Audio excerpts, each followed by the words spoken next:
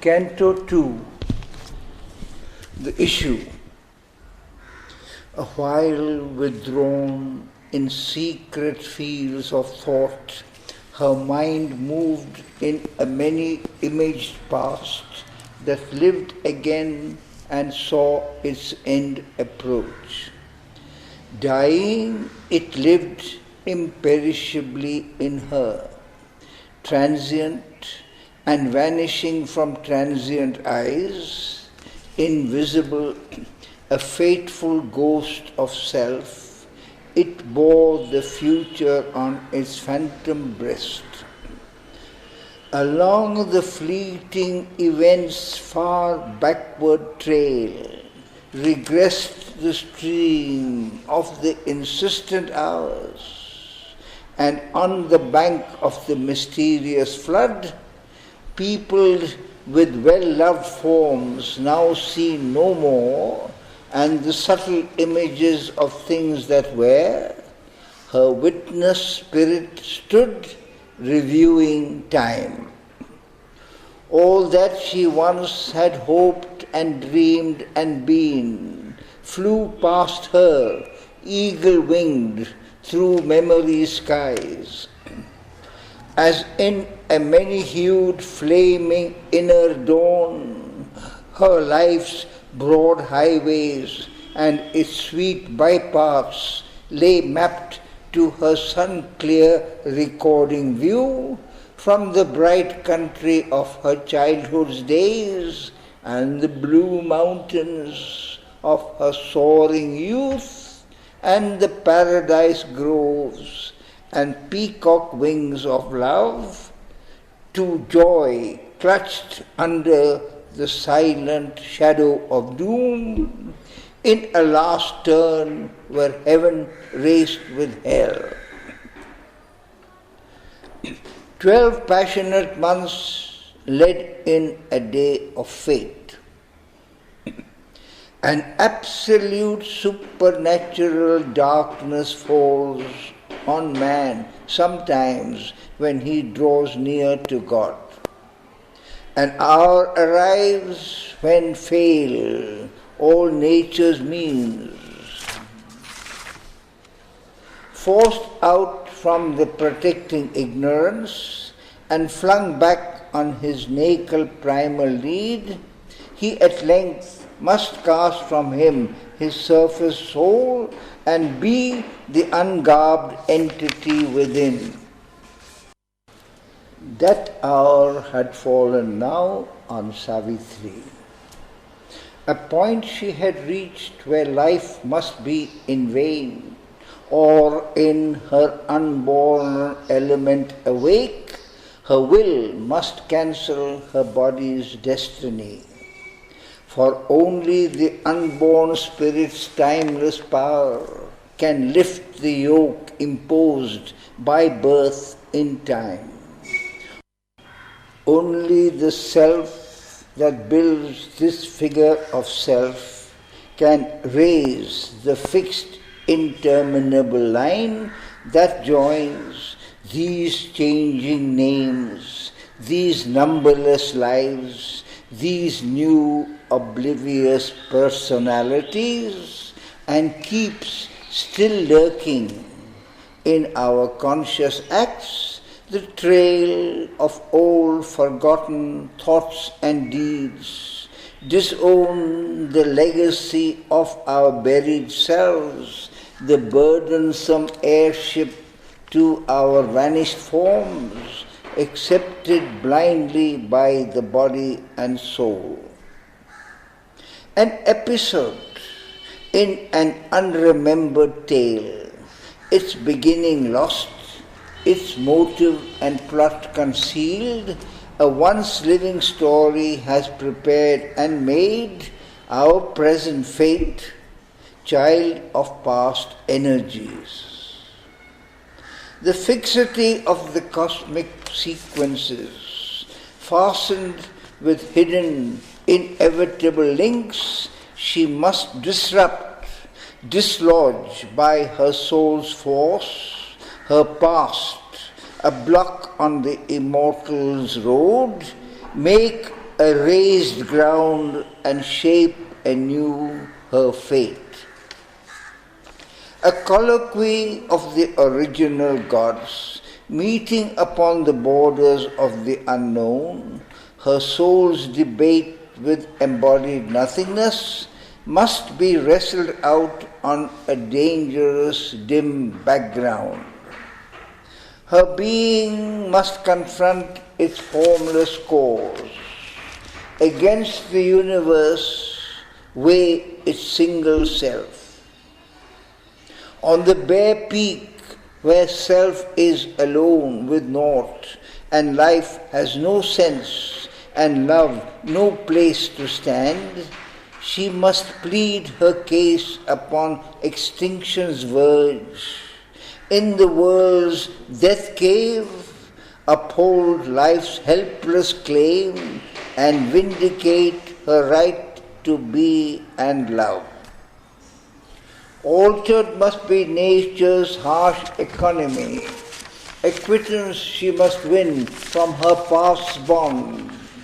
An old account of suffering exhaust, strike out from time the soul's long compound debt and the heavy servitudes of the karmic gods, the slow revenge of unforgiving law, and the deep need of universal pain and hard sacrifice and tragic consequence. Out of a timeless barrier she must break, penetrate with her thinking depths the void's monstrous hush, look into the lonely eyes of immortal death, and with her nude spirit measure the infinite's night. The great and dolorous moment now was close. A mailed battalion marching to its doom.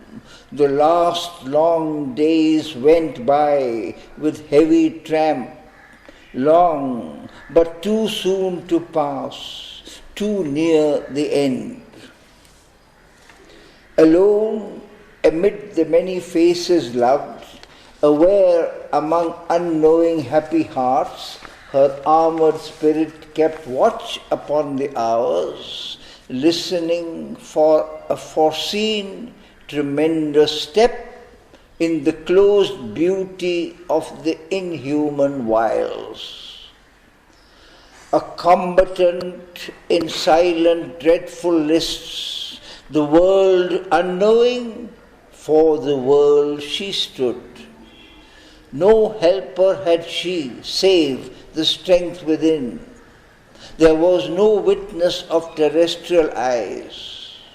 The gods above and nature, soul below, were the spectators of that mighty strife. Around her were the austere, sky-pointing hills, and the green, murmurous, broad, deep-thoughted woods muttered incessantly their muffled spell. A dense, magnificent, coloured, self-wrapped life, draped in the leaves' vivid emerald monotone, and set with checkered sunbeams and blithe flowers, immured her destiny's secluded scene.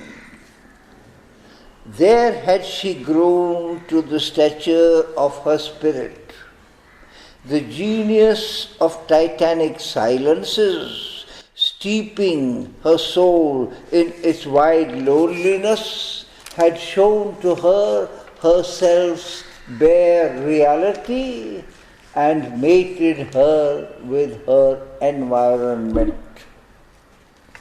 Its solitude greatened her human hours with a background of the eternal and unique, a force of spare, direct necessity, reduced the heavy framework of man's days and his overburdening mass of outward needs to a first thin strip of simple animal wants, and the mighty wildness of the primitive earth, and the brooding multitude of patient trees, and the musing sapphire leisure of the sky, and the solemn weight of the slowly passing months, had left in her deep room for thought and God.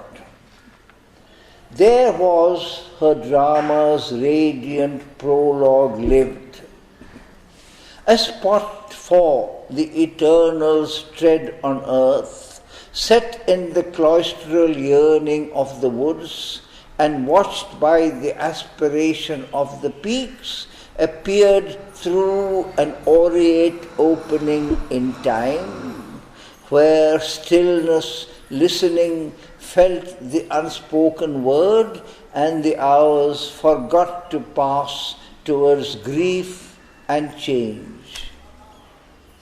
Here with the suddenness divine advents have, repeating the marvel of the first descent, changing to rapture the dull earthly round, love came to her, hiding the shadow, death.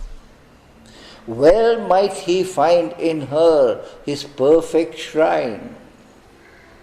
Since first the earth being's heavenward growth began, through all the long ordeal of the race, never a rarer creature bore his shaft, that burning test of the Godhead in our paths, a lightning from the heights on our abyss. All in her pointed to a nobler kind, near to earth's wideness, intimate with heaven, exalted and swift, her young, large-visioned spirit, voyaging through worlds of splendor and of calm, overflew the ways of thought to unborn things. Ardent was her self-poised, unstumbling will, her mind a sea of white sincerity, passionate in flow, had not one turbid wave. As in a mystic and dynamic dance, a priestess of immaculate ecstasies, inspired and ruled from truth's revealing vault, moves in some prophet cavern of the gods, a heart of silence in the hands of joy, inhabited with rich creative beats, a body like a parable of dawn that seemed a niche for veiled divinity, or golden temple door to things beyond. Immortal rhythm swayed in her time-born steps. Her look, her smile awoke celestial sense, even in earth stuff, and their intense delight poured a supernal beauty on men's lives. A wide self-giving was her native act, a magnanimity as of sea or sky, enveloped with its greatness all that came and gave a sense as of a greatened world. Her kindly care was a sweet, temperate sun, her high passion a blue heaven's equipoise. As might a soul fly like a hunted bird, escaping with tired wings from a world of storms, and a quiet reach like a remembered breast, in a haven of safety and splendid soft repose, one could drink life back in streams of honey fire, recover the lost habit of happiness, feel her bright nature's glorious ambience, and preen joy in her warmth and colours rule. A deep of compassion, a hushed sanctuary, her inward help unbarred a gate in heaven. Love in her was wider than the universe. The whole world could take refuge in her single heart. The great unsatisfied Godhead here could dwell. Vacant of the dwarf self's imprisoned air, her mood could harbour his sublimer breath, spiritual, that can make all things divine. For even her gulfs were secrecies of light. At once she was the stillness and the word, a continent of self-diffusing peace, an ocean of untrembling virgin fire. The strength, the silence of the gods were hers. In her he found a vastness like his own. His high, warm, subtle ether he refound and moved in her as in his natural home. In her he met his own eternity. Till then, no mournful line had barred this ray. On the frail breast of this precarious earth, since her orbed sight in its breath-fastened house, opening in sympathy with happier stars, where life is not exposed to sorrowful change, remembered beauty, death claimed lids ignore, and wondered at this world of fragile forms carried on canvas strips of shimmering time, the impunity of unborn mites was hers. Although she leaned to bear the human load, her walk kept still the measures of the gods. Earth's breath had failed to stain that brilliant glass. Unsmeared with the dust of our mortal atmosphere, it still reflected heaven's spiritual joy. Almost they saw who lived within her light, her playmate in the sempiternal spheres, descended from its unattainable realms, in her attracting advent's luminous wake, the white fire dragon bird of endless bliss, drifting with burning wings above her days. Heaven's tranquil shield guarded the missioned child. A glowing orbit was her early term, years like gold raiment of the gods that pass. Her youth sat throned in calm felicity. But joy cannot endure until the end. There is a darkness in terrestrial things that will not suffer long, too glad a note. On her too closed, the inescapable hand. The armed immortal bore the snare of time.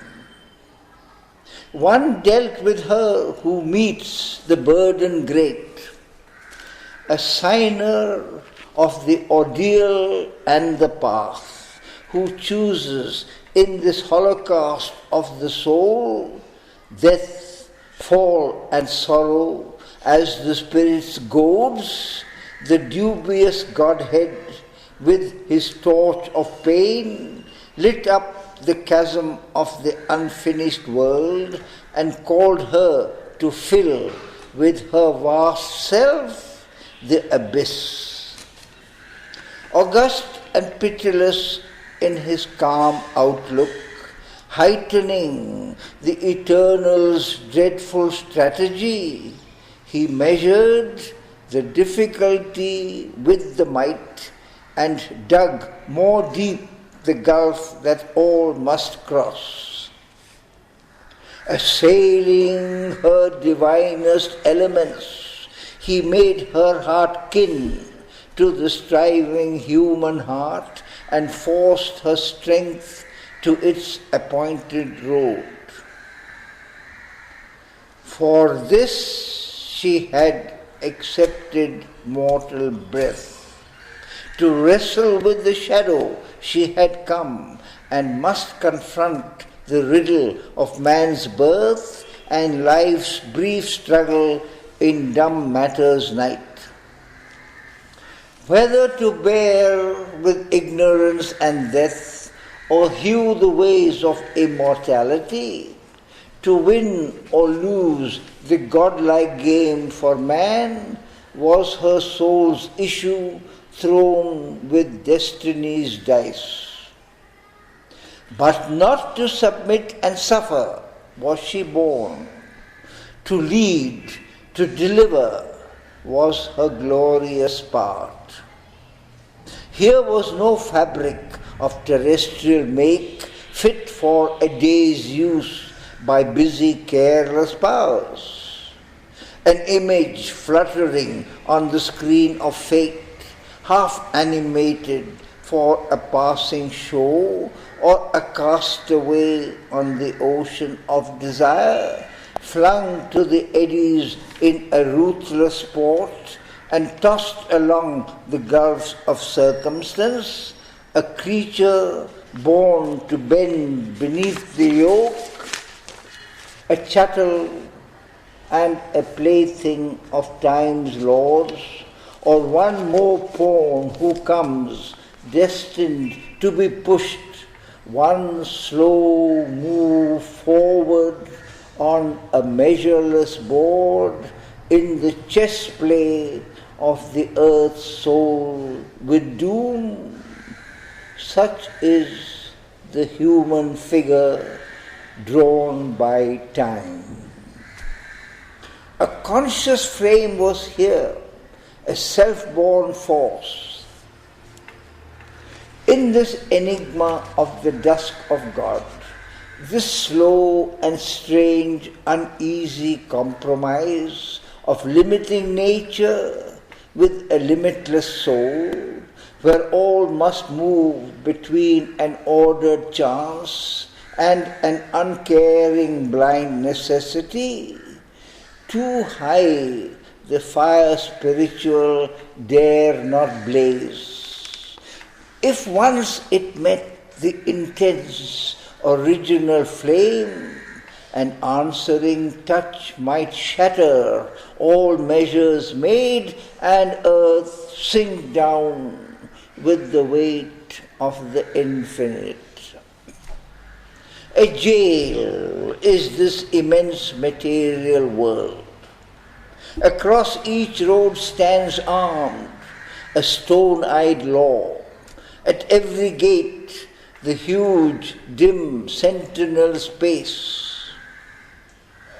A great tribunal of the ignorance, an inquisition of the priests of night in judgment sit on the adventurer's soul, and the dual tables and the karmic norm restrain the titan in us and the god.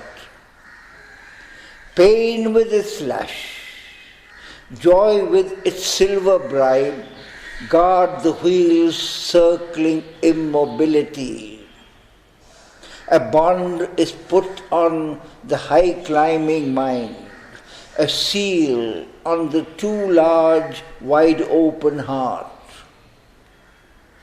Death stays the journeying discoverer life. Thus is the throne of the inconscient safe, while the tardy coilings of the aeons pass, and the animal browses in the sacred fence, and the gold hawk can cross the skies no more. But one stood up and lit the limitless flame, arraigned by the dark power that hates all bliss, in the dire court where life must pay for joy, sentenced by the mechanic justicer to the afflicting penalty of man's hopes. Her head she bowed not to the stark decree, bearing her helpless heart to destiny's stroke. So bows and must the mind-born will in man, obedient to the statutes fixed of old, admitting without appeal the nether gods.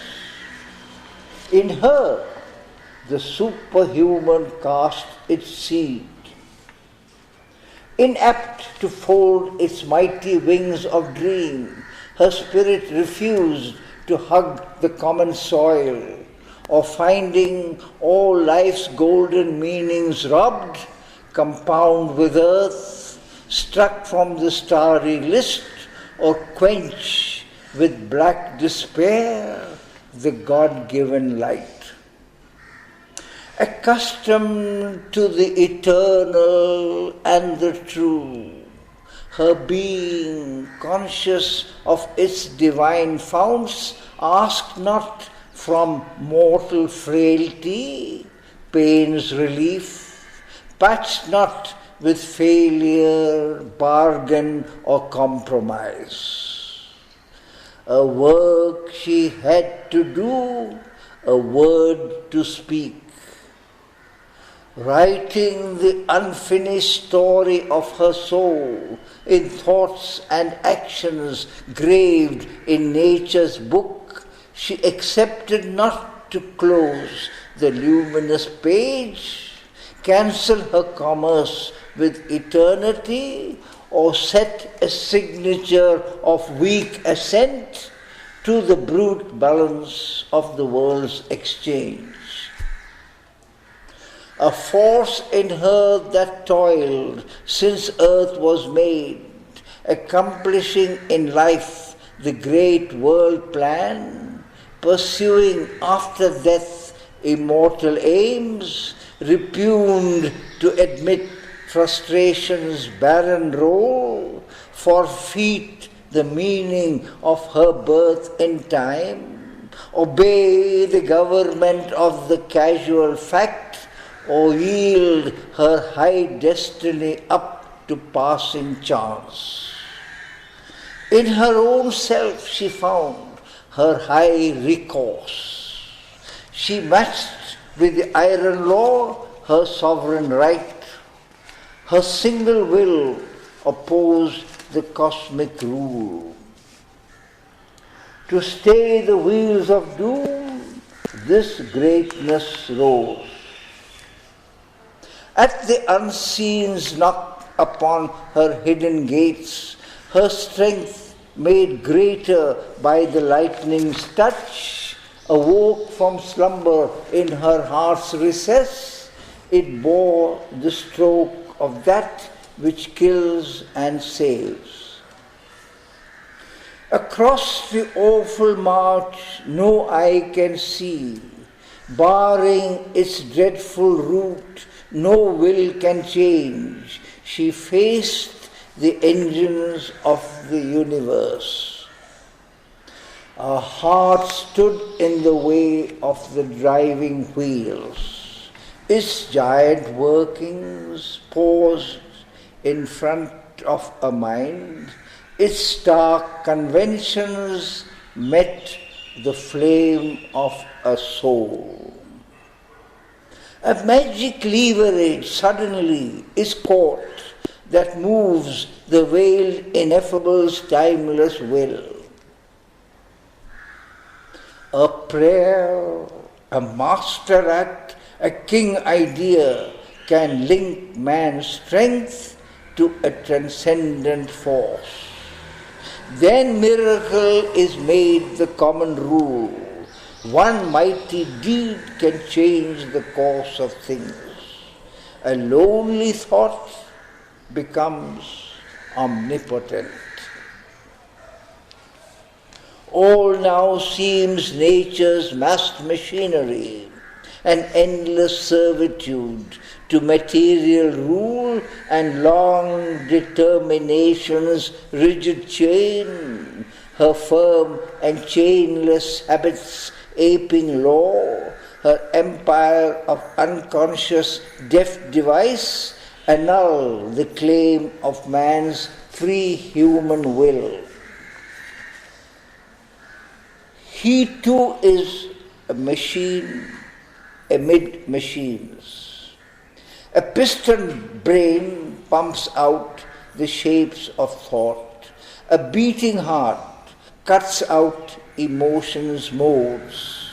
An insentient energy fabricates a soul. Or the figure of the world reveals the signs of a tied chance, repeating her old steps in circles around matter's binding posts. A random series of inept events to which reason lends elusive sense is here, or the empiric life's instinctive search, or a vast ignorant mind's colossal work. But wisdom comes and vision grows within. Then nature's instrument crowns himself her king. He feels his witnessing self and conscious power. His soul steps back and sees the light supreme. A Godhead stands behind the brute machine. This truth broke in a triumph of fire. A victory was won for God in man. The deity revealed its hidden face. The great world mother now in her arose. A living choice reversed fate's cold dead turn, affirmed the spirit's tread on circumstance, pressed back the senseless, dire, revolving wheel, and stopped the mute march of necessity. A flaming warrior from the eternal peaks, empowered to force the door, denied and closed, smote from death's visage its dumb absolute, and burst the bounds of consciousness and time.